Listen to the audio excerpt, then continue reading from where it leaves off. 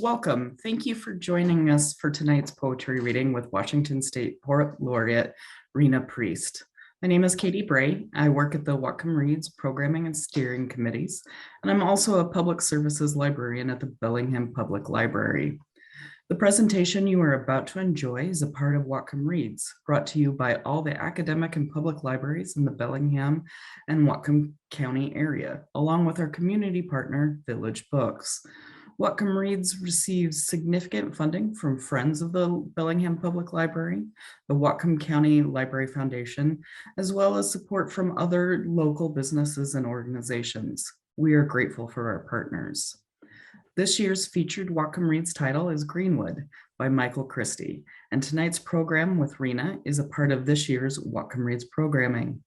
I encourage you to check out other upcoming events this year inspired by themes in Greenwood, and don't miss the March 3rd through 5th presentations with author Michael Christie.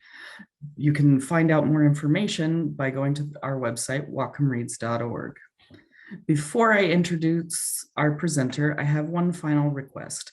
Please fill out the evaluation. We read every one of them, and we use this feedback to improve Whatcom Reads and apply for grants. Thank you in advance for letting us know what you think, and I will go ahead and put that link to the evaluation in the chat. Now I'll go ahead and hand it back to Joshua. Thank you. Welcome again. The presentation you're about to enjoy is part of Humanities Washington Speakers Bureau program. Humanities Washington is a nonprofit organization dedicated to sparking conversation and critical thinking, and it provides many other cultural programs to hundreds of thousands of people throughout Washington each year. Thanks to support from the National Endowment for the Humanities, the Boeing Company, the Washington Secretary of State, and many private donors, Humanities Washington Speakers Bureau presenters visit all corners of the state. I would encourage you to visit their website, www.humanities.org, to find other events like this one. And it is now my pleasure to introduce our presenter this evening, Washington State Poet Laureate Rena Priest. Rena is a poet and enrolled member of the Tla'amesh Lummi Nation. She has been appointed to serve as Washington State Poet Laureate for the term of April 2021 to 2023. She is also the recipient of an Allied Arts Foundation Professional Poets Award. Her debut collection, Patriarchy Blues, which was published by Moonpath Press and received an American Book Award. Her second collection, Sublime Subliminal, is available from Floating Bridge Press. Priest has also published nonfiction in High Country News, Yes Magazine, Nautilus, and Adventures Northwest. She is a National Geographic Explorer from 2018 to 2020 and holds an MFA from Sarah Lawrence College. Rena will take questions after her reading, so please put your questions in the Q&A at the bottom of the screen. If you have technical issues, put those in chat. Thank you. Welcome, Rena. Nawilang. Ay tangan nistracha. Ohilaksan quanasanatacha latiakayas. So hueltanat sanasnacho chlamisan. So pleased to join you all this evening. How's my sound? It's good, yeah? Anyway, so happy to join you at this event and share some poetry in celebration of trees. I'd like to go ahead and start off with a work by another Washington State writer, if that's okay. This is from this wonderful anthology that was assembled by Kristen Miyares Young for Seattle City of Literature. This anthology funded by UNESCO. As you know, Seattle is an international city of literature, and I was really honored to be a part of this collection with a lot of really talented writers, including the previous poet laureate, Claudia Castro Luna, as well as Seattle civic poet Jordan Amani Keith, and Timothy Egan, the author of that wonderful book, The Good Rain, which celebrates trees a lot. And then this piece that I'm going to share is by Ken Workman, who is the great grandson of Chief Seattle. And he shares this amazing reflection on what the trees are. And it starts with a quote from the speech of Chief Seattle. To us, the ashes of our ancestors are sacred and their resting place is hallowed ground. You wander far from the graves of your ancestors and seemingly without regret. Even the rocks, which seem to be dumb and dead as they swelter in the sun along the silent shore, thrill with memories of stirring events connected with the lives of my people, and the very dust upon which you now stand responds more lovingly to our footsteps than to yours, because it is rich with the blood of our ancestors. At night, when the streets of your cities and villages are silent and you think them deserted, they will throng with the returning hosts that once filled them and still love this beautiful land. So then Ken Workman, the author of this piece, he says, I will speak and I will tell you what I know. People call them stories. I'm just telling you the truth, and people say it comes out as a story. I was born in Seattle and imprinted upon the smells of Seacrest Cove Park on the shores of Alki Beach in 1954. Whenever I get near that park, I feel more alive. Growing up, my backyard was what they call Puget Park. There was a creek, hills, trees, and wild forest everywhere. It fronted the entire west bank of the Duwamish River. Spring was the best time of year following the long, dark winters. Spring times when the big leaves come out on the maple trees and the whole world comes alive again. I know I'm certainly excited about it. It's been a long winter, huh? He continues. My brother and I played in the woods. Later in life, I'm now 66, I realized we were right there in close proximity to the Heritage House Village site, the last Duwamish village on our river. So many memories, blue heron nests high in the trees, crawdads in the creek, raccoons and Christmas trees, paddling in a dinghy on the Duwamish River, so many memories. But it took my whole life to understand that I grew up surrounded by ancestors, not a metaphor, but a biological reality. Let me explain. In 1854, according to Dr. Henry A. Smith's 1887 account in the Seattle Sunday Star, Chief Seattle was making a speech where he taps Governor Isaac Stevens on the head and says, I am going to look over the treaty you've given us, but you should know the first thing we require is unencumbered access to our burial grounds. And then he says, you abandon your dead, you think they are powerless, but the ground is more living to our feet than it is to yours. When the lights are out and the streets are empty, they will throng with the ghosts of my people. And he talks about the hills, the valleys, and how even the rocks resonate with the memories of my people. When you take what Seattle said in this speech, which Dr. Henry A. Smith wrote in the Seattle Sunday Star on October 29th, 1887, putting in flowery stuff, when the way we Duwamish talk is more factual, when you start stripping everything away, Seattle was talking about the cycle of life, recognizing that we Duwamish are a part of everything, the tree, berry, and even the blade of grass, everything. I went, holy moly. And I started working on what he said in a context of science, which has confirmed the cycle of life and everything it implies. Burial sites, Kio'ali, are a corpse place, cemetery. So when relatives would pass, if a high status person, you got elevated, buried among the branches of trees. And if you had a canoe, that meant you were really high status. So you were placed in your canoe and raised up high to decay naturally. All that biological material, that was the person. It decays and moves down into the ground naturally. After all, we know that here on Earth, gravity pulls at a somewhat constant 32,167 feet per second squared. In springtime, all that stuff that's in the ground, which was grandpa and grandma, auntie and uncle at the molecular level, gets sucked back into the trees. The trees, they are connected by fungi. So the trees are talking to each other, sending these nutrients that were grandpa and grandma back and forth. And they help each other. The mother trees help smaller trees and other living things, as Professor Suzanne Simard of the University of British Columbia explains through her research. So you see, the Duwamish have been in this ground for so long that all that stuff, that biological material that was them, is all around you. We're in the trees, the grass, the berries, everywhere. By logical extension, we are in the deer that eats the grass. Seattle burned down in 1889 and was rebuilt around 1909. That's the current downtown Seattle and Pioneer Square. So now you have lots of 100-plus-year-old buildings that are starting to modernize. People are sandblasting the paint off the superstructure of massive timber beams. Those beams were made from trees grown right here. A simple trigonomic function will tell you that the DNA of the Duwamish people are in the buildings in Pioneer Square in downtown Seattle. So he was right, Chief Seattle, when he said that when the lights are out and the streets are empty, our ghosts will throng among you. You built your city out of us. We are all around you, living, and we are also the ghosts that are in the trees. We are under the streets and in the buildings, the hills and the valleys, even the rocks resonate.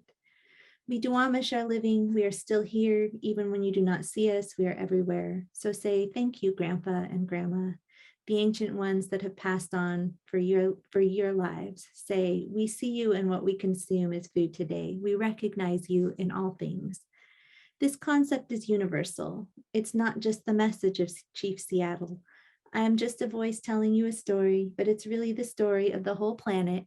And in modern society, have we lost our minds, put bodies in hermetically sealed boxes in the ground so the biological materials of those that have passed never mix back into the ground? It's as if a steel plate were shoved between dynasties, between modern human beings and all that came before. Humans have been self-exiled from becoming one with the rest of the planet. We've got stories in the tribe, the North Wind's Wear story on the Duwamish River about when it was cold and there was a great war, and then it wasn't cold anymore.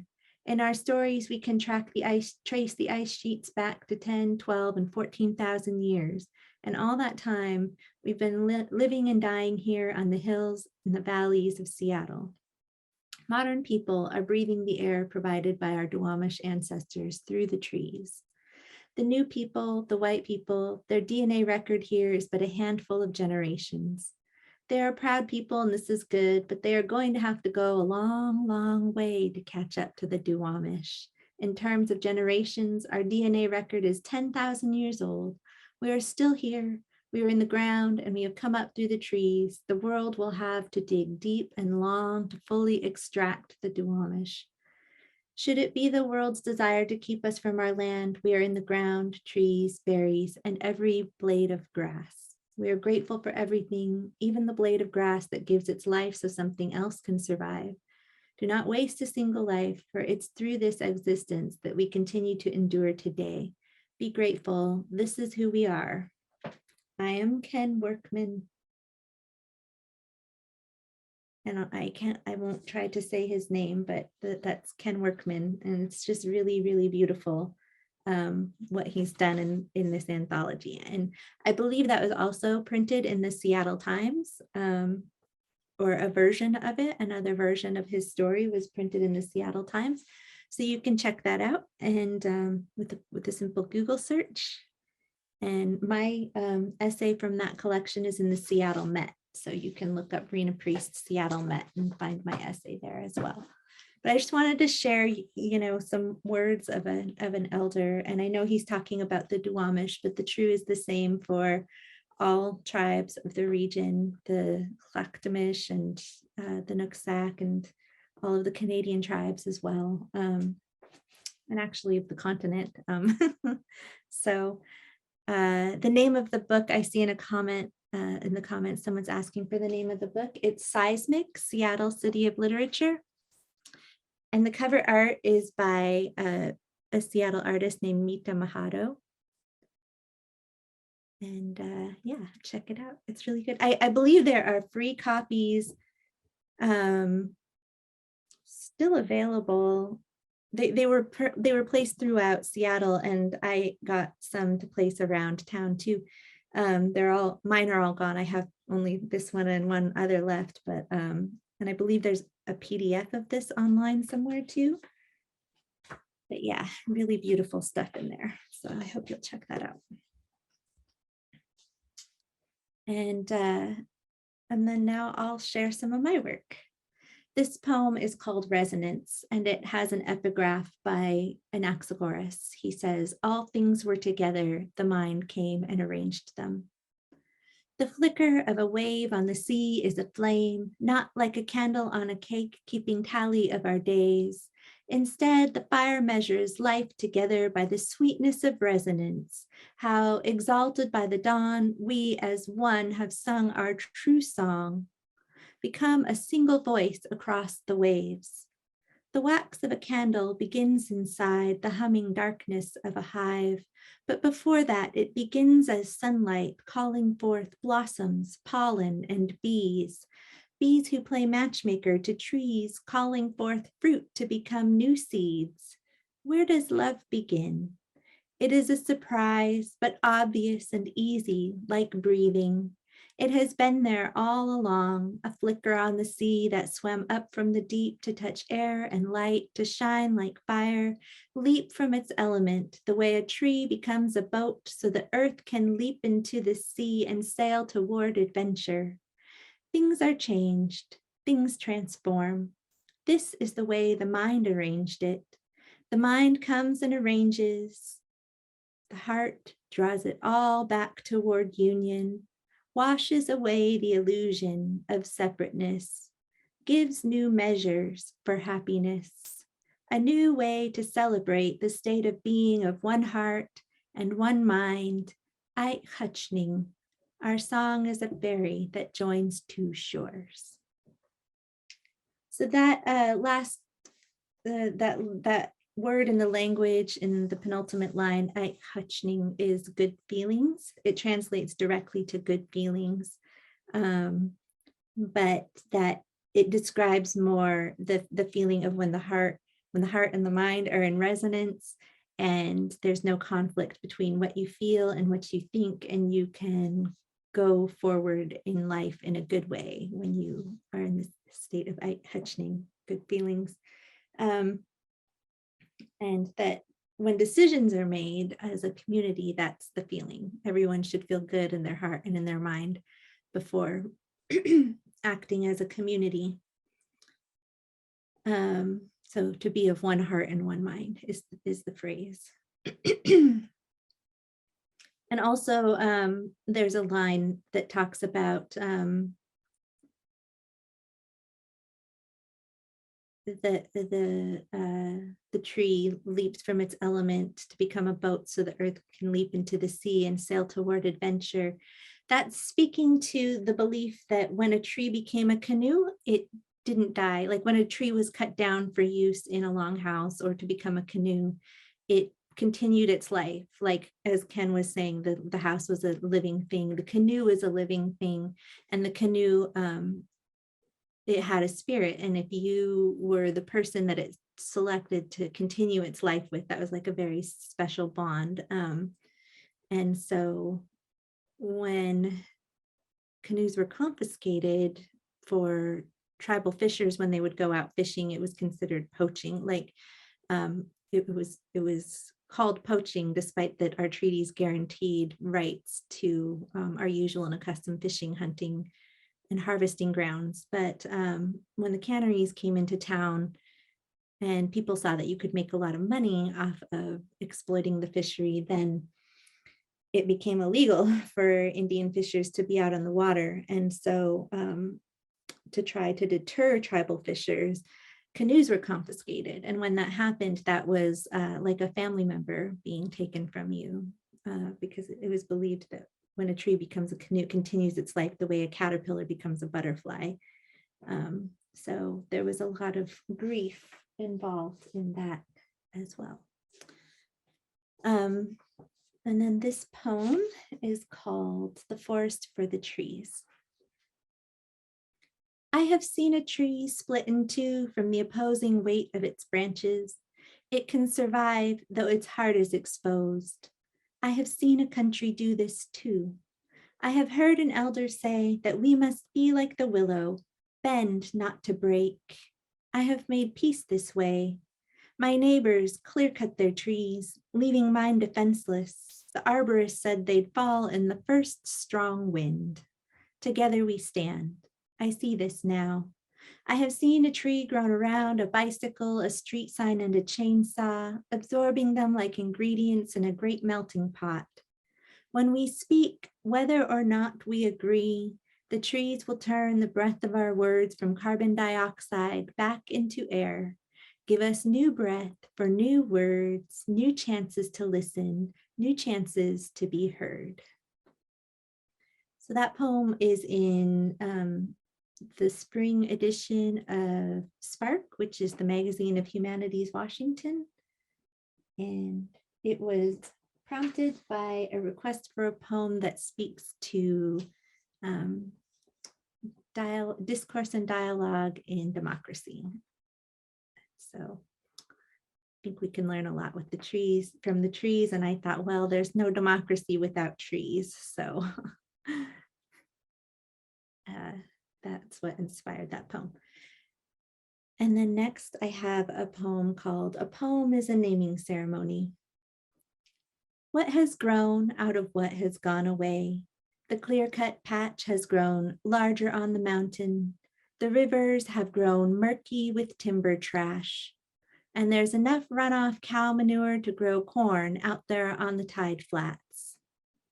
I don't want to think about what has gone away. I want to meander and play and forget myself until I can grow a new me in place of all this grief. Learn the language to see the cottonwood as Quayalich each, the dancing tree. The killer whales as Qualchamachin, our relatives under the sea. The whole glorious landscape filled with meaning to end my grieving.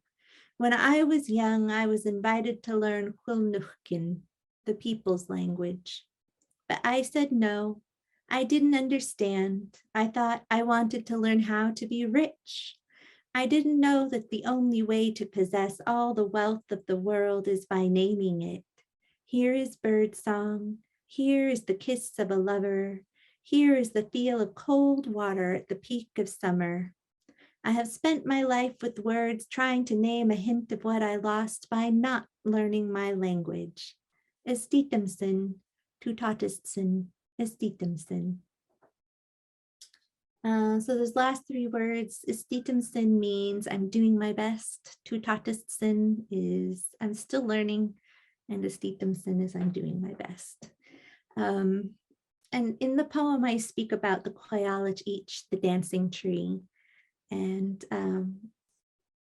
that this idea that the language contains the values, that it contains a way to relate to the world, that is valuable, because, you know, if we think about like the cottonwood tree, that's reducing it to its like very physical parts, like it's cotton and it's wood. So that's like a commodity, right? Like you chop it down and you burn it. That's something that you can use. It's like for human purposes, but when you call it the Quayalich each, the dancing tree, it's a living thing in the ground. It's not for the wood, it's for the beingness of the tree, and that it dances, that's its value, is that, you know, you can look at it and it's beautiful. And so when you see that in your mind, you see this beautiful tree, like the way that it catches the breeze. A cottonwood will catch the breeze and sway real pretty. And then it has these leaves that have silver on the bottom, so they catch the breeze and they shimmy. And it's just really a sight to see. It's so beautiful. So if you can ever be like along the river and you can see the glitter of the river and you can see the cottonwoods dancing along the river, there's reflection. There's like a reflection. And to bear witness to that you feel embraced by it, or at least I do. I feel very embraced by it. And so what we call things, it conjures our value, how we value them. And right now, I think calling things, continuing to call them by their names as commodities, it enables us to cut them down and, you know, over harvest, or, you know, if we think that they're ours and not their own, then we do what we want with them rather than considering what their purpose is on earth. So I guess I might sound a little preachy, but I just wanted to explain that. And then also the the river has grown murky with timber trash. I wanted to share a little bit about that too. The inspiration for this poem actually was a visit with one of my grandmas, and she was talking, we were sitting in her living room, and we were looking out the window, which faces out over the bay, Bellingham Bay. And we were talking about how the kids don't really play on the beach anymore, but it's not nice like it was when I was a kid, because all of that timber trash from the clear cuts has washed down the Nooksack River, and it's out there on the tide flats now. When I was a child, you could go out there and we would play all day on that beach, you know. But anymore, you kind of wade in and you've got like little wood particles all over you, and it's kind of gross. So that's a bummer. So we really do, you know, just in my lifetime, I've seen big impacts. Not to mention, now they're saying like you can't really harvest the shellfish because of all of the cow manure that runs off out of the cow fields in Ferndale. It causes algae blooms, and it makes it really not nice for the shellfish as well. I have a poem about that, but I didn't set it aside. For some reason, I maybe didn't think I would read it. Yeah. Well, oh, here it is. Remembering Sela at Schwaliessen. We used to say, when the tide is out, the table is set. The earth provided, and if one day it didn't, the spirit fed us. The glittering turn of the tide, the arc of the sun and the sky, the call of birds, the sound of waves. To be nourished in this way makes glass doors opening and closing themselves between me and that food on grocery store shelves seem false, empty. That food, where does it come from? Whose hands grew it? Was there patience and care? Were there prayers? Think of how it got there, what it's made of. When I was a girl, everything we ate came from the earth that loved us through hands of people we loved. And so that was just in her lifetime. You know, I share about how things have changed in my lifetime at the beach, and she talks about how things have changed in her lifetime at the beach. And I use poems as a way of holding things. They're like personal archives in a way. You know, I put the information down that I want to keep and remember and refer to and understand. And so that's something that this poem does, is just kind of recalls this conversation or many conversations kind of woven together, things that have been said over the years. And here's a bright little cheerful poem. It's called The Doomsday Clock. The title of my new collection is actually, the working title is Dancing to the Ticking of the Doomsday Clock. And the Doomsday Clock, if you don't know, is a device that scientists have put together to kind of let us know how close we are as a species to extinction. So here we go. At 100 seconds to midnight, the revelry is dazzling. We are all enchanted and enchanting with our fiery delusions of the glory of man. Oh, how we dance like no one is watching, because they're not. Oh, how we dance like it's the end of the world, because it is. The doomsday clock now says 100 seconds to midnight, and still the party is blazing. Some species are waning. Several others have gone, but we're still here, now grown to 8 billion strong. Will our neighbors be glad when the clock strikes 12 and our hot mess is quelled, allowing them to carry on undisturbed in their own meek and beautiful business? Will they miss us?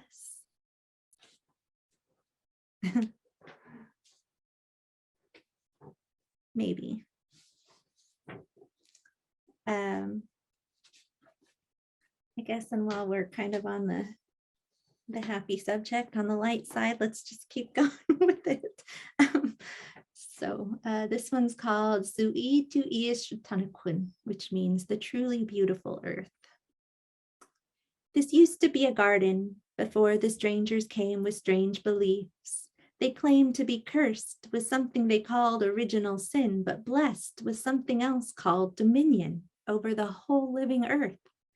They tore apart the garden, insisted that the savage wilds must be conquered and subdued in order to be improved. We are part of the earth. Thus, their belief that we too must be subdued. Have they forgotten this used to be a garden? On the seventh day, do they look upon their work and see that it is good? I think we need our old beliefs to guide us back to the garden beyond those gates, guarded by their angel with a fiery sword. This used to be a garden. I don't think the strangers knew how the garden grew, so carefully attuned with the rhythms and tones of the earth's own beautiful song, sung for untold millennia before they came along. This used to be a garden. It fed us and loved us, and we loved it. We still do, or at least the memory of it. I've heard it said that half histories are half truths and half truths are lies. Let me tell it to you whole. This used to be a garden.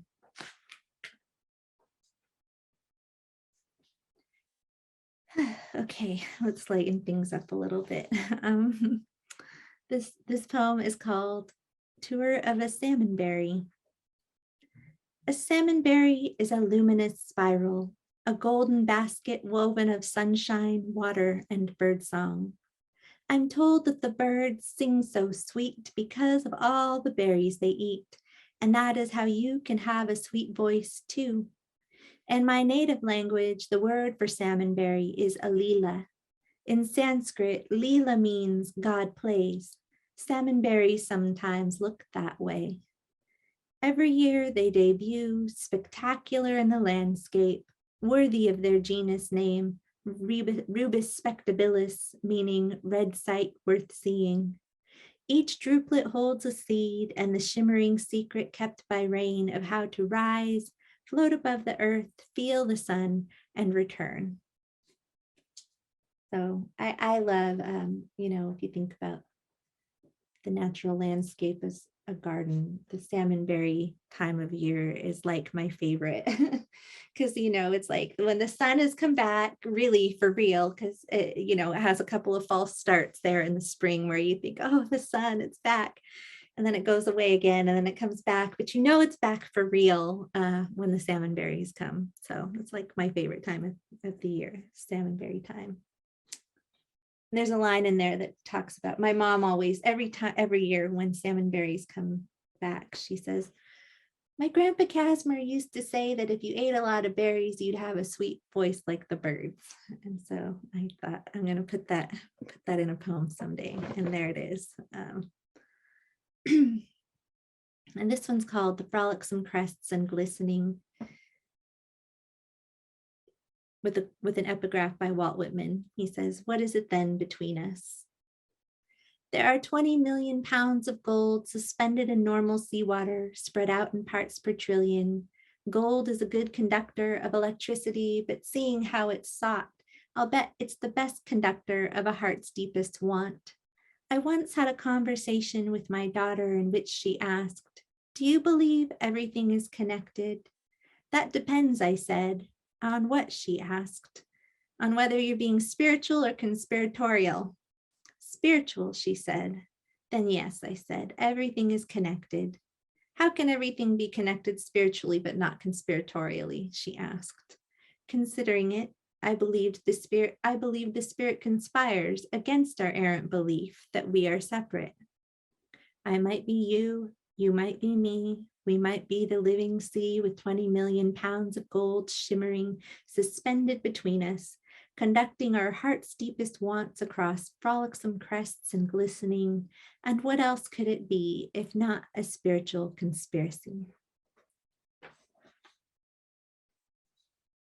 Okay, so I have a few more here. Oh, I guess we're making pretty good time. I've got plenty of time, haven't I? Okay. Well, let's keep going. So I'm weaving some poems in here about the sea and beaches and the ocean to acknowledge that interconnection, primarily because it's so for real. For example, the salmon, when they're out on, out in the ocean, they can smell they come home by smell. They smell their way home. They smell their natal stream washing out into the sea. And that's how they find their way home. And so I don't know if you've ever been to Canoe Journey, but if you see those cedar wreaths that they put around the front of the canoes when they land at a place, I'm told that is because when they would gather these cedar boughs from along salmon streams. And then when they would make these wreaths, they'd put them on the canoes. And so when the canoes were traveling, if they were, kind of out on the open water, it would attract salmon so that they'd have something to eat as they went along. Even though they were traveling, there would still be salmon. So I just thought that was somewhat genius, right? And that when the salmon makes their journey, they return with all of that marine derived nutrients, and it feeds everything in its natal stream. And so, like the Columbia River Valley and the Napa Valley, it's all just so fertile from thousands and thousands of years of salmon making that return home with all of the marine derived nutrients that they gather out in the open ocean. And it's kind of awesome, kind of a miracle. And okay, I'm just gonna go for it. This is called The Miracle of the Fishes, and it's a debut. I've never shared this with any audience before, and we'll see how it goes. Hopefully it doesn't offend terribly religious people, but here you go. The Miracle of the Fishes. I don't want to get into a thing where we're arguing about whose spiritual hero is better, but salmon are more powerful than Jesus. All salmon are born from virgins. Actually, they're born right out of the earth. Female salmon lay eggs in a riverbed. The males come and fertilize them. No male-female contact is made. How chaste. Young salmon make their journey to the sea, then return to perform the miracle of the fishes. They spawn and die, and their nutrient-rich bodies and blood, infused with the minerals of the living sea, feed all living beings in the salmon's natal stream. The salmon needs only itself and its journey to perform this miraculous feat. This beautiful and holy communion between salmon and all living things has been happening for longer than people have been on this planet.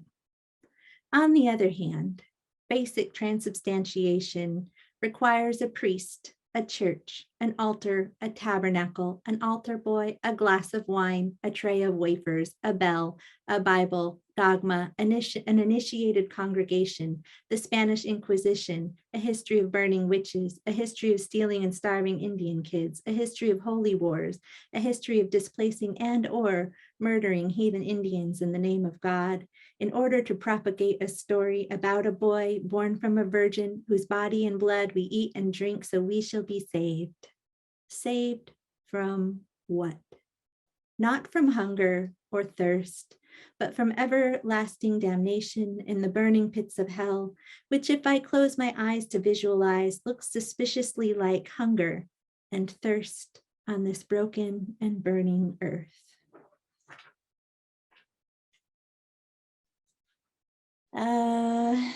So it's a little bit vulnerable sometimes sharing this work because you never know, especially in a Zoom room, you never really know who's in here with you. And I mentioned the children, and I wanted to acknowledge that there have been more than 7,000 children found in the graves in just Canada at residential schools. And it's not really talked about in mainstream media, but I've wanted to acknowledge that legacy because I think that it's important. that it's not just trees, it's been people, it's been desecration of life in general, and including Native peoples and children. So this is called Basket Lady and a True Story of Greater Evil. We tell our children stories to keep them by our side. Basket woman will get you. She'll put you in her basket and carry you away deep into the forest where the trees are so tall and the branches so thick they block out all the light, and it seems always to be the deep, dark night. She will take you from her basket and roast you with potatoes. Of course, that is just a story to play upon our greatest fear of being taken from our families. The Christians came in the day to take the children away. They came in cattle trucks to gather them up. Mothers clung so tightly they feared their babes would be ripped in two if they didn't let go. So they let go, knowing their hearts would never heal, but their children might survive. And if the children did return, they would be strangers to the people and to themselves. And there they go, the little ones, carried away in baskets on the backs of cattle trucks, while sorrow makes them strangers to hope, and mothers sing songs of grief. So it was revealed, I think in 2012 also, that the Canadian government did experiments on Indian children to see how they'd be impacted by hunger. So they starved them to see what would happen. But I think let's shift gears a little bit and talk about, here's another one about the journey of the salmon, which is a little more uplifting. It's called Songs on the Salmon Scale. A salmon is a song sung in rounds, a series of concentric circles, like a raindrop in the sea, rippling out and returning. A series of concentric circles, a chorus and a verse, rippling out and returning in a shining body of treasure. A chorus and a verse, a hero home from adventure in a shining body of treasure, bearing gifts from the deep. A hero home from adventure, like a raindrop on the sea. A salmon is a song sung in rounds. So that one is another poem celebrating the return of the salmon, which they're saying now, trees play an important part in that journey because they keep the salmon streams cool. Salmon need nice cold water to make that trip. They become sluggish in warmer water, and the salmon streams with lots of trees over them, they stay nice and cool. And that's kind of in general. I saw something about I did something for the Street Tree Project earlier, and they had information on how a street with trees stays 10 degrees cooler in the summertime or something like that. And I thought that was pretty cool. So that last poem was a pantoum, and the pantoum form has repeating lines, and it makes a full circle. So the last line of the pantoum is the first line of the pantoum. And I chose that form for the Salmon's Journey because it's circular and it's really nice. But also I did a series of poems for a book that's coming out in May, and it's called Northwest Know-How, about beaches. And I visited several beaches, more than 30 beaches from Semiahmoo to Coos Bay. And I wrote about their characteristics. They're all so unique and beautiful and amazing in their own ways. But the one thing that was consistent was the waves, the repetition of the waves. They're like voices. They all have these different vocalizations of waves. Every beach you go to, like in Yaquina Head in Oregon, there's a beach and it's called Cobble Beach, but the stones at this beach are actual cobblestones. And so when the waves come in and they go out, it makes this beautiful right? And it's just, it's very different than the roar say at Rialto Beach on the ocean. They're just all very unique. I guess Yaquina Head is on the ocean, but it just sounds so different. And then when you're in the islands, it's this nice, gentle, like this soft little, it's like very gentle versus the ocean waves. But so that repetition was the inspiration for the use of the pantoum form, which has a lot of repetition. And this poem is called Beach Fire.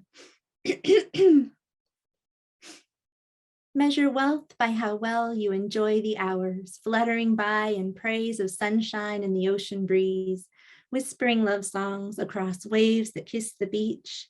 This wealth takes work and absolutely no work at all. Fluttering by in praise of sunshine and the ocean breeze.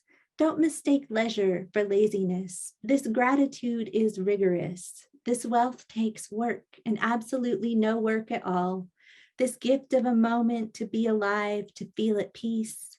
Don't mistake leisure for laziness. This gratitude is rigorous.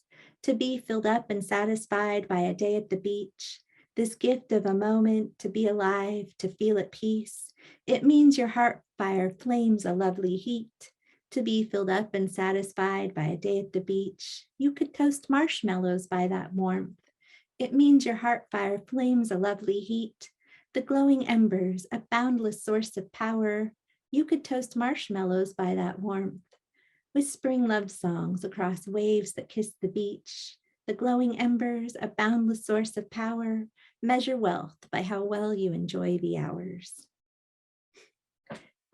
So I wanted to sort of write this poem acknowledging that, thinking back to when I was talking about like being embraced by all of the natural beauty, like when you are on a river and you see the glistening of the waves and the glittering of the cottonwoods. It's a similar thing. Pretty much anytime you're out in nature, it's so beautiful.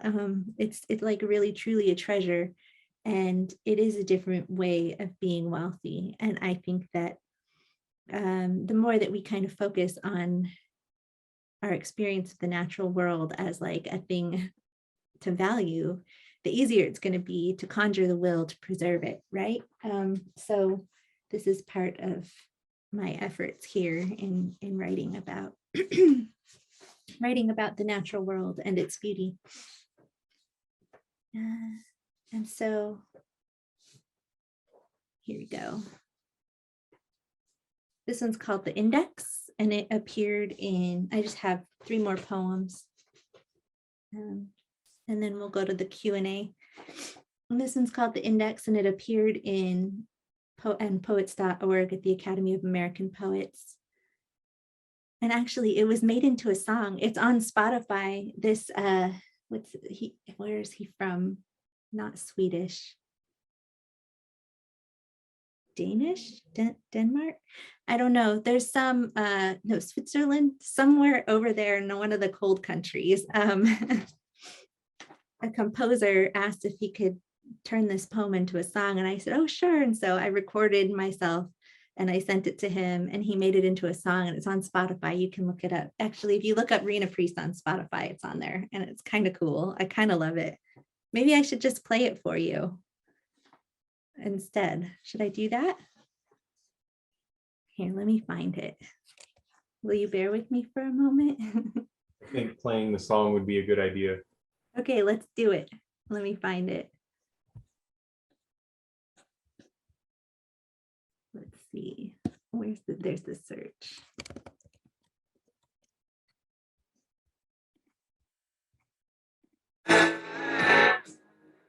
Nope, that's not it.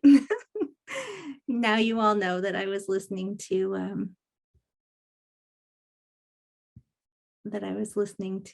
Alice in Chains earlier.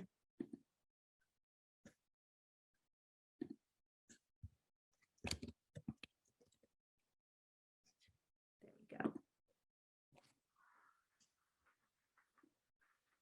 In the beginning, there was darkness, then a bunch of other stuff and lots of people. Some things were said and loosely interpreted. Things were not communicated clearly. Regardless, there has always been an index. Miss May, Dawn,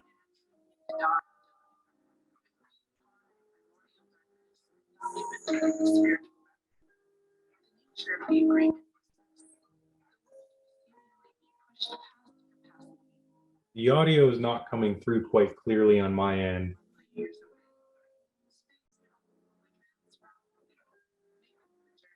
away. Sorry, what was that? The audio is not coming through quite clearly on my end. Oh, it's not. Okay. Um, Well, I'll just tell you who it is and you can look it up. okay, I was um, gonna say, Rena, I could probably share it with better audio if you sent me the link. Oh, okay. Yeah, I'll do that. And then let me see. And I'll just skip reading it for now. Let's see here. How do I get the link? Or just tell me the artist and I'll look it up on Spotify. Okay, his name is Theodore Wolgers. So Okay. Teodor, and the last name is Wolgers, Wolgers. Okay. And the title of the track is called The Index. And it's from his album, Distractions in a Capitalist World. Okay, I'll do that and I'll put it in the chat. And if we have time, we can play it too. Okay. And so I'll just close. Well, okay, so this poem, this poem is kind of a funny one. It's called Tiny Robots. And it's from a headline. And the headline is Watch a Tiny Robot Powered by Alcohol. Watch a Tiny Robot Powered by Alcohol. This is the title of a memoir about surviving a shitty divorce. Watch a Tiny Robot Powered by Alcohol. This is a dystopian novel about how politicians make decisions. Watch a Tiny Robot Powered by Alcohol. This is a biopic about R2-D2's off-screen bond with Carrie Fisher. Watch a Tiny Robot Powered by Alcohol. This is the title of a poem about the machine of modern society. Watch a Tiny Robot Powered by Alcohol. This is the headline of a science article about robots replacing bees. So that last one is true, which feels like a dystopian novel.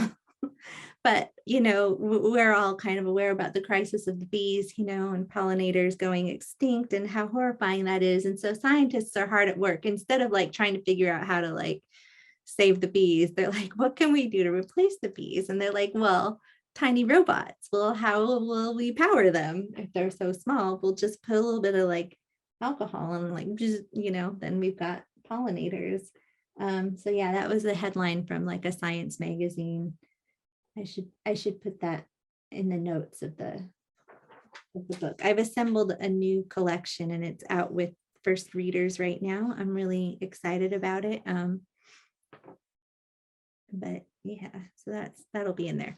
And then finally, I'll close on a high note with this poem called Love All the People. And this is on a broadside that's available at Village Books. So is the Beachfire one that's available at Village Books as well. Love all the people. The trees are people, the animals are people, the plants are people, the fish are people, the whales are people, the mountains are people, the oceans are people, the prairies are people. Love all the people. The people are people, no matter what color, who they love, how they live, or what they believe. The people are people. Love all the people. And so that was actually a part of a project. It was the Hamilton Ways Goose, where letterpress printers from all over the world sent in their prints around the theme of inclusion. And I worked with Jenny Wilkson of Partners in Print, a Seattle letterpress, to put this together. So I provided the text and she made these really gorgeous broadsides. I could show you one here. I'll show you one. They're cool.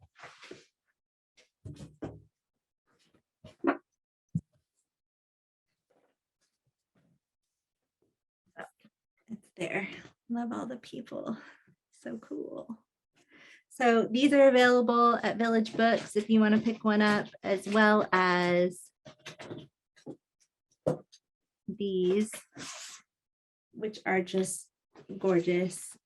They were designed by a California artist named Barbara Fischbach, and these have the forest for the trees printed on them. And yeah, so available locally. And now I guess I'll open it up for questions.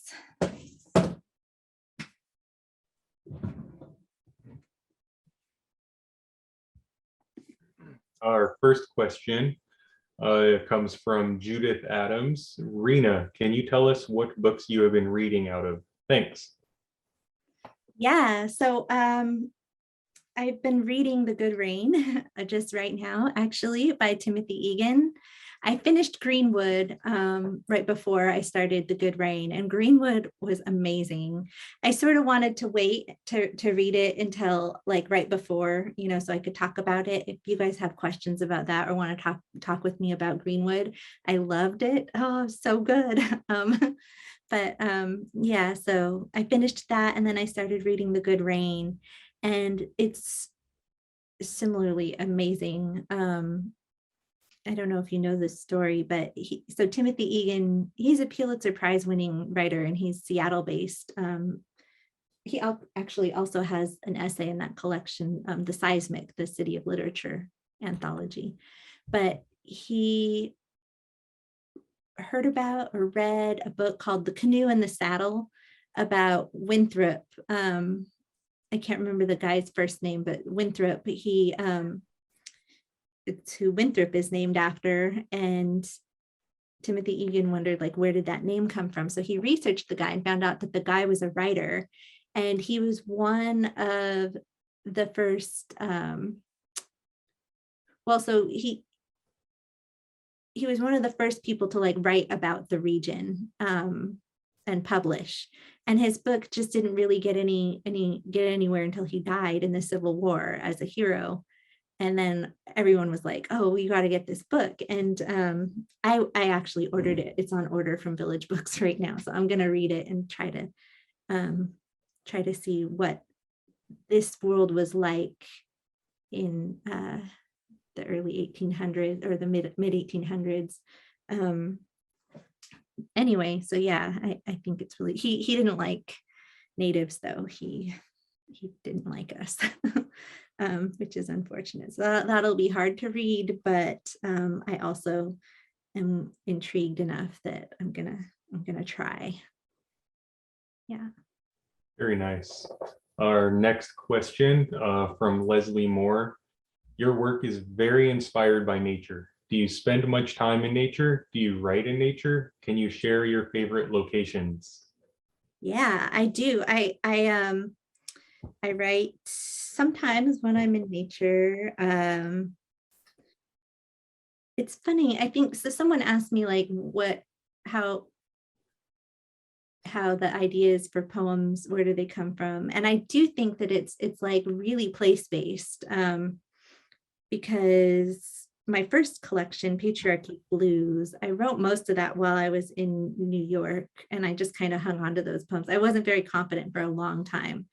And actually I edited that collection to a very like skinny little volume. It like got smaller and smaller and smaller as I edited it. And I think that was like from self-consciousness, but you know, they're mostly like New York based poems, and were inspired by the feeling there that, you know, like women, it's such a man's world, New York. It's kind of misogynistic in some ways. And there was a lot of frustration from like people in my cohort, women in my cohort, about, you know, sharing their stories about what New York was like to them. And, you know, kind of every day I'd go home on the train, and like the biggest landmark that I would pass besides Yankee Stadium was like this Live Nude Girls, just like huge, right? I'm like, how is a strip club that monstrously enormous?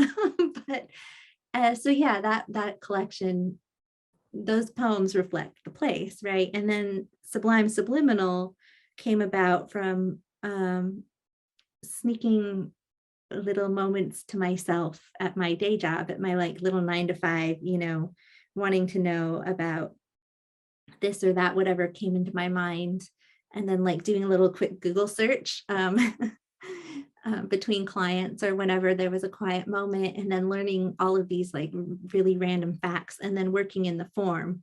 So I was kind of in a like very regimented space and place and schedule. And I used the form of 20 little poetry projects to sort of catapult me out. And those little moments to myself became the fodder for a lot of what appeared in the Sublime Subliminal poems. And also like the desire to celebrate language, because I was working so much with like technical language and office language and, kind of not very interesting language. And I was like, man, this is kind of like messing me up a little bit. And so I very intentionally tried to bring the celebration of language back into my life through whatever means were available to me. And then it became Sublime Subliminal. And so this collection, a lot of it has been written while COVID has been raging, and we're not in our usual spaces and places. And of course, Bellingham is such a beautiful place with lots of access to the natural world. We've got the mountain and we've got the bay here and lots of trails and Mount Chuckanut and, lots of stuff to do out in nature. And so a lot of what I've been doing has been out enjoying and exploring this beautiful region. And also trying to see it through, trying to look back and see what it must have been to my ancestors. And of course, feeling that of love for the place, I think, wanting to protect it, wanting to preserve it, especially right now when we're in a time that's so crucial. We're sort of on a precipice here, right? So yeah. Thanks for your question. And our next one comes from an anonymous attendee. With all that you know about the deep and brutal violence towards Indigenous people, how do you work with your anger? I am white and feel so devastated about white people have perpetrated, but can't even imagine your direct connection with so much brutality perpetrated upon your people. And then you seem like such a beautiful, sweet person. How do you manage? Is this too personal? No, I feel like a lot of people just want to understand, and myself included, I want to understand why. Like, why? What is the wounding, or what is the reason that all of this violence and hatred is leveled against people of color? Like,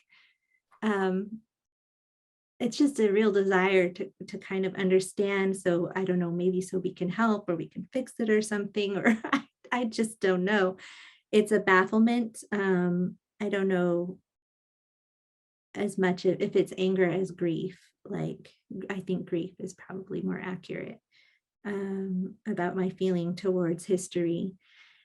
And it's intergenerational, and it carries forward and in ways that is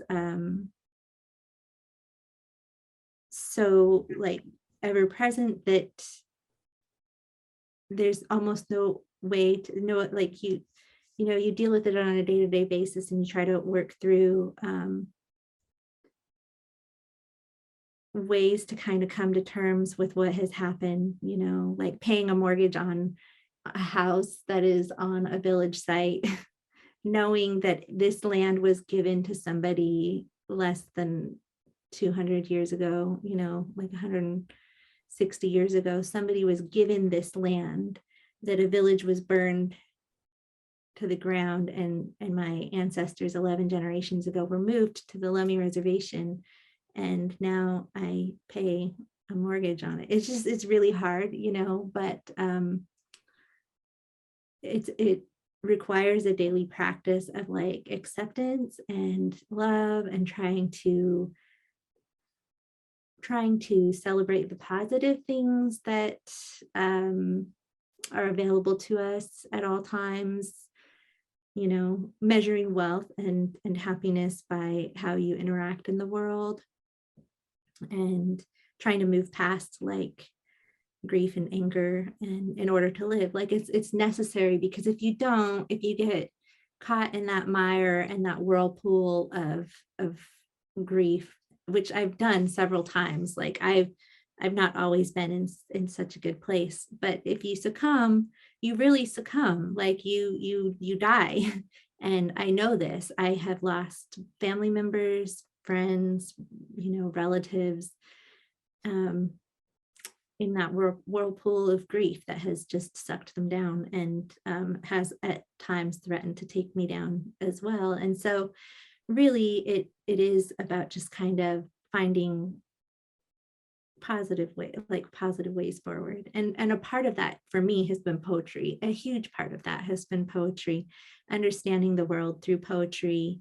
I have this new thing that I'm doing with Riverways, which is an organization that works in 11 different tribal communities throughout the state. It's a UW-based organization, and they asked me to help. They invited me to help set the theme for this year's curriculum, and then to teach how to teach it. And so it's the idea that a poem is a possibility, that you can write something, and if writing is thinking, then editing, you can edit your thinking as easily as you can edit your writing. And so it's really powerful tool. You can transform, hurt and anger into understanding and compassion and a way forward through writing. Like you can change your thinking through your writing just by editing. Over time, it becomes super powerful. So a poem is a possibility, right?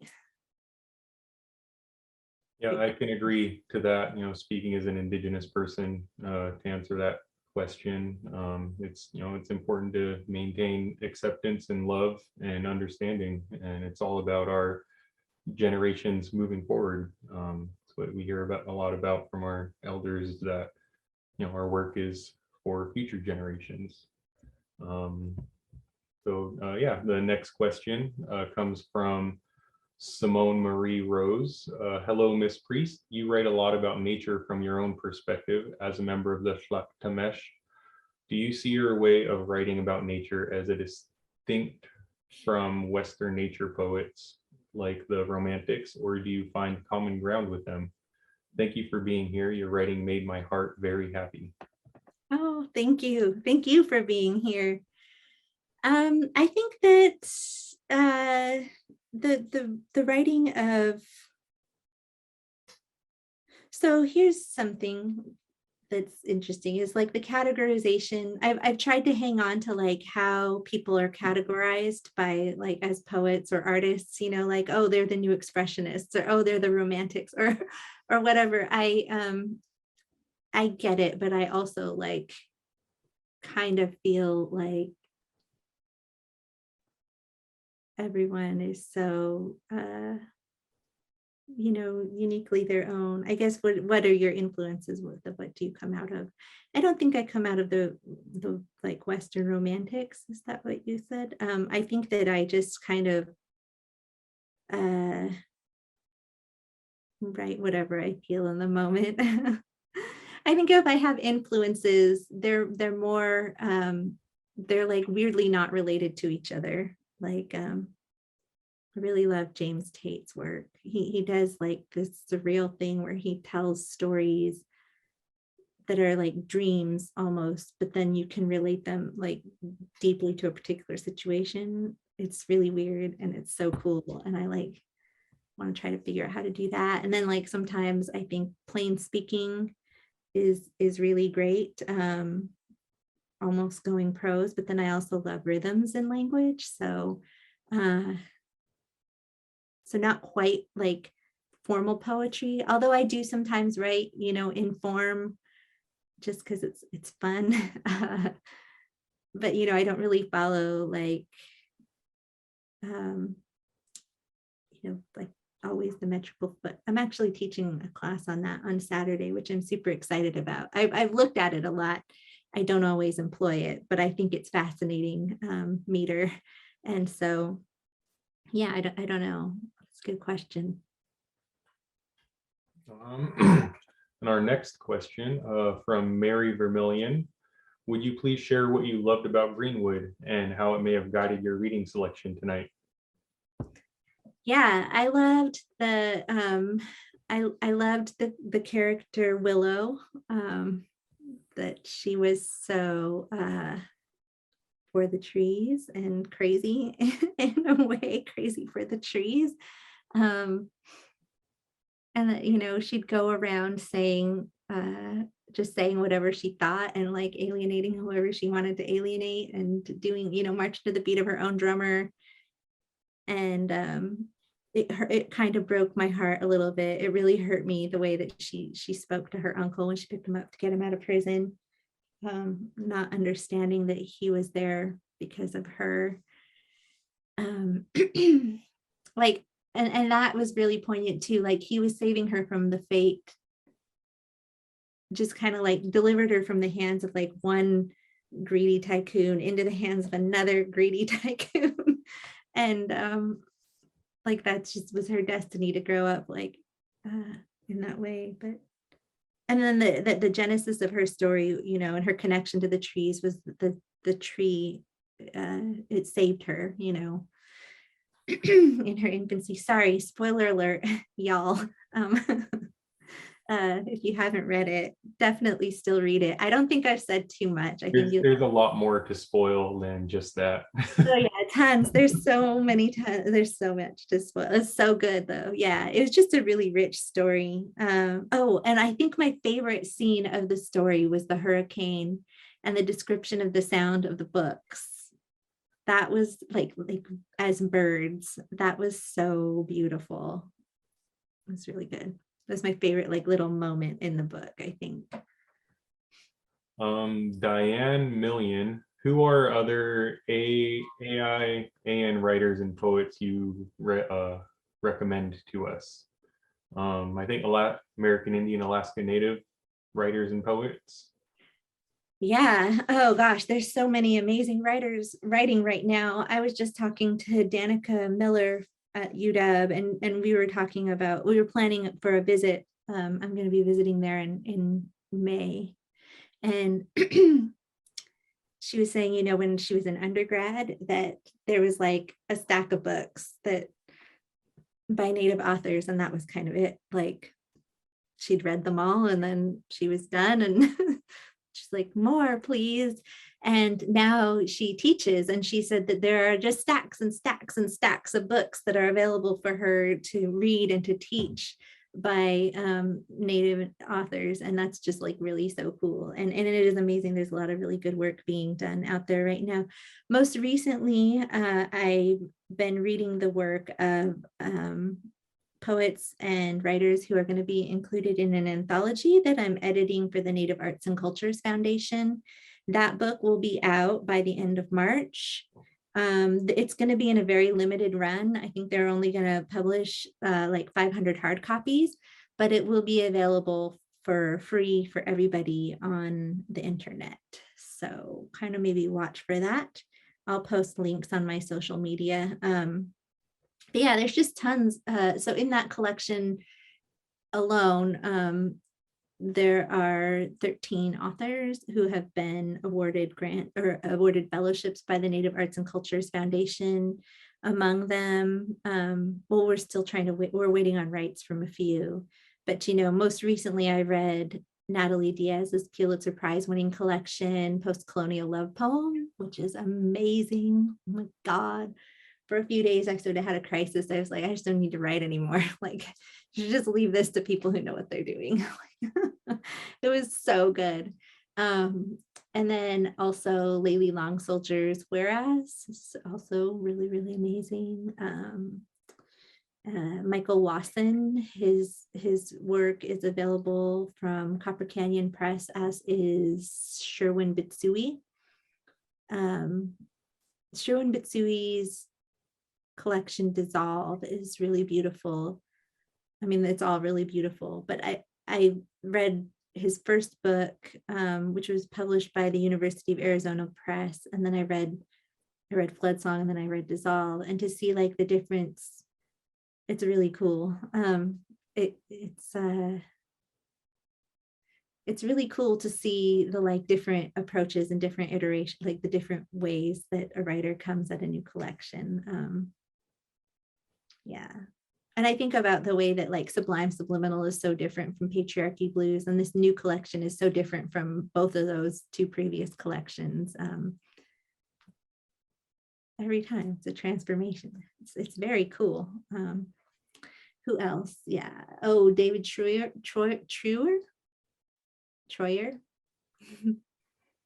I've heard it said both ways. I always say truer, but then I think that was wrong.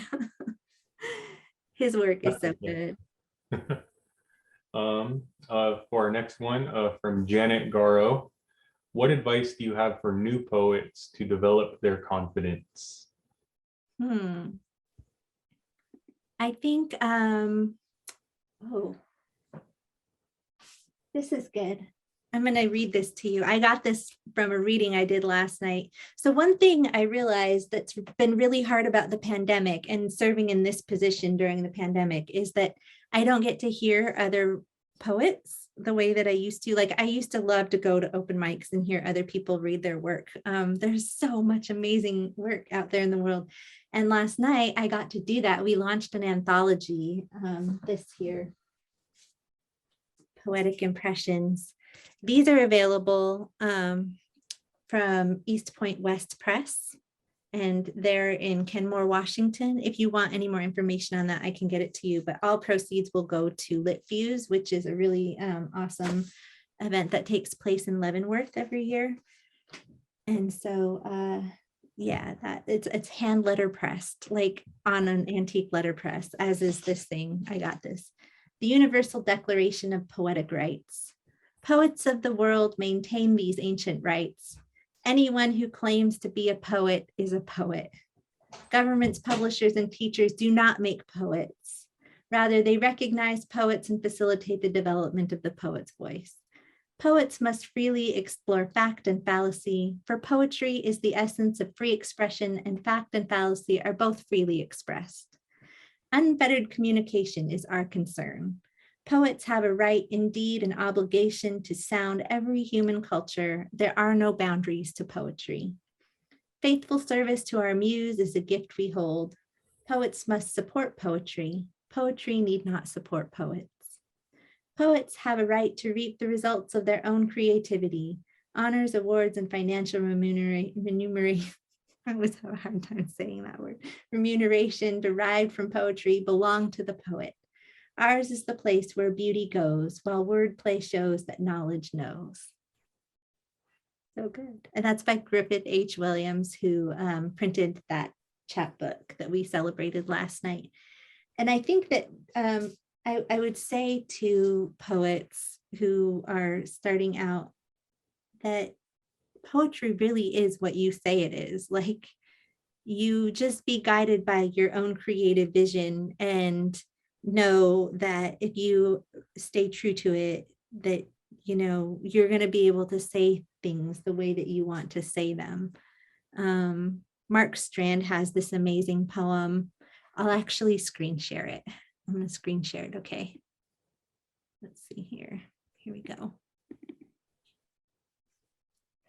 This is one of my favorite poems ever. It's by Mark Strand.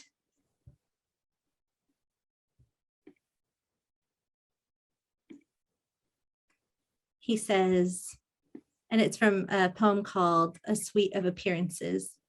How it comes forward and deposits itself like wind in the ear, which hears only the humming at first, the first suggestion of what is to come, how it grows out of itself, out of the humming, because if it didn't, it would die in the graveyard of sound without being known.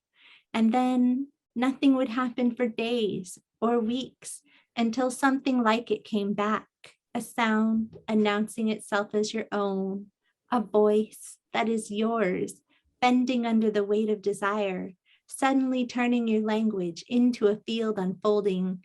And all the while the humming can still be detected, the original humming before it was yours, and you lie back and hear it, surprised that what you were saying was something you meant. And you think that perhaps you are not who you thought, that henceforth any idea of yourself must include a body surrounding a song. Ah, so good, right? Okay, let's see. Any idea of yourself must include a body surrounding a song. So that's what I say to aspiring poets. And from Leslie Moore, one more question. In your role as Washington State Poet Laureate, how are you working with youth? Yeah, so I've done some school visits, quite a few school visits, and also sort of inadvertently through the Riverways program, as I mentioned, kind of working with curriculum for that, and then that's going to go out to all of these different schools, school-aged youth, and their between the ages of second grade and fifth grade, second to fifth graders will all respond to the poetry as a possibility curriculum. And then also they're doing a project where they're writing letters to me, the Dear Rena project, which I thought was kind of fun. I didn't propose it. It was proposed. I think there's like a national project where youth are writing to Joy Harjo, Dear Harjo, Dear Joy Harjo, and they said, what if we did that? Would you make a video for us to share in schools? I said, of course, yeah, definitely. So that'll be fun. I'll get to read their responses to that. And otherwise, I just give these workshops at public schools and libraries across the state from time to time. Those ones aren't publicized, so people don't really know about it. They're not open to the public just because to protect the classroom. But yeah, I've been to several different schools this year. It's been great. And another one from Janet Garo. It seems your muse or muses are your ancestors and nature. What would you say? I think so. I think it can be anything. When I lived in New York, my muses were the people next to me on subways, things like that. Trains, lots of train riding. You hear interesting things, trains and planes. Yeah, I think it's whatever you're currently experiencing in the world. Poetry is so readily available everywhere, always. Just kind of gotta grab it. Well, that was our last question. I actually have a question of my own. Earlier you mentioned that you took some work out of the Patriarchy Blues.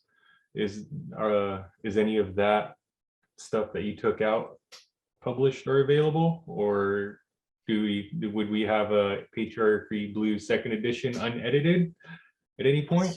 I should try. I actually was gonna, so when I assembled the new collection, it was, I just kind of went for all of the poems that I've written recently. And I actually went back to those poems that I took out of Patriarchy Blues to see if any of them could fit into the new collection. And they just kind of don't. They just don't. Mm-hmm. It's such a different time in my life. And I thought, it would definitely fit in Patriarchy Blues, but they can't kind of like make that leap into the new work for some reason. The voice is even different. Yeah, I guess not really the voice, but just so much of the content. Yeah, Different space, frame of mind. Yeah, for sure. I think that concludes our webinar. Thank you so much, everybody. This has been really nice for me. I know that it said it was going to go to 8:45, but doesn't that feel like a long evening?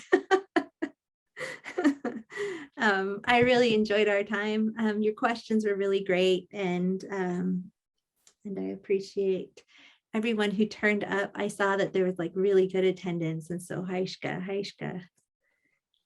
Thank you, Rena, so much. If you get it, I've saved all the chat transcripts so that you can see all your beautiful comments, because I know you were busy. So Thank you again, and thank you everybody for such a wonderful evening.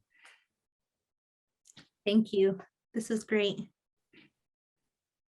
Thank you, everyone. Hey, Snap. Snap. Hi, Kwicha. Uh,